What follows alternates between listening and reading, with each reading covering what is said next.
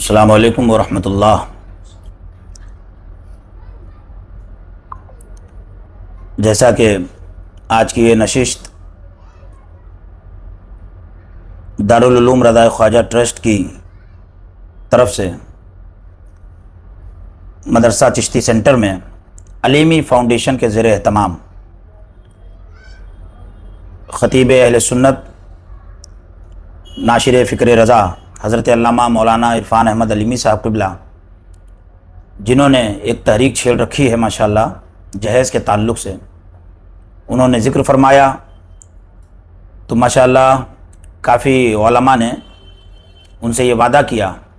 कि हज़रत आप आगे बढ़ें, इंशाअल्लाह तबारक व तआला हम आपका क़ुव्वत बाजू बनकर हर गाम पर खड़े हुए हैं। तो उन्हीं वादों में से एक वादा की ये महफ़िल है और इंशाअल्लाह तबारक व तआला जब भी कोई तहरीक शुरू होती है तो जाहिर सी बात है 2, 4, 5, 10 लोग ही मिलकर खड़े होते हैं, फिर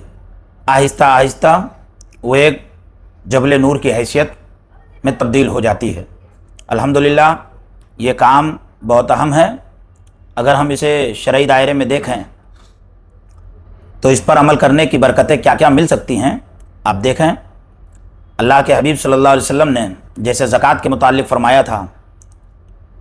मज़ाहिब बहुत हैं, मैं सब की बात नहीं करता, मगर मैं अपने मज़हब की बात करूं कि मज़हब इस्लाम में ज़कात जैसा कानून कितना अहम था कि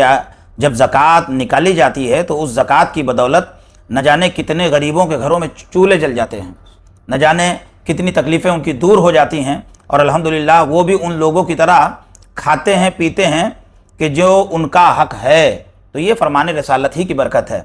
इसी से मैं इस्तिफ़ादा करते हुए मैं अर्ज़ करूँगा कि जहेज़ ये वाकई समाज में एक बहुत अजीम बदनुमा लानत का एक सबब बनता जा रहा है कि आज इस जहेज़ की वजह से न जाने कितनी गरीब बच्चियां रिश्तों के लिए बाकी हैं और मैं समझता हूं कि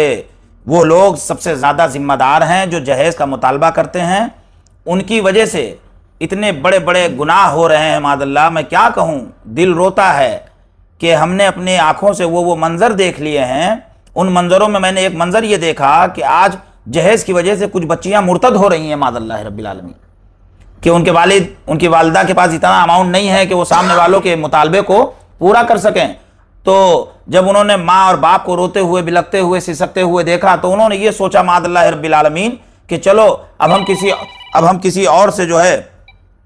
मुआशका करते हैं, और शैतान के हरबे में दाखिल होकर उन्होंने उस चीज़ को तरजीह दी कि मेरे माँ बाप की आंखों में आंसू नहीं आएंगे, पैसा भी बच जाएगा। लेकिन उन लोगों ने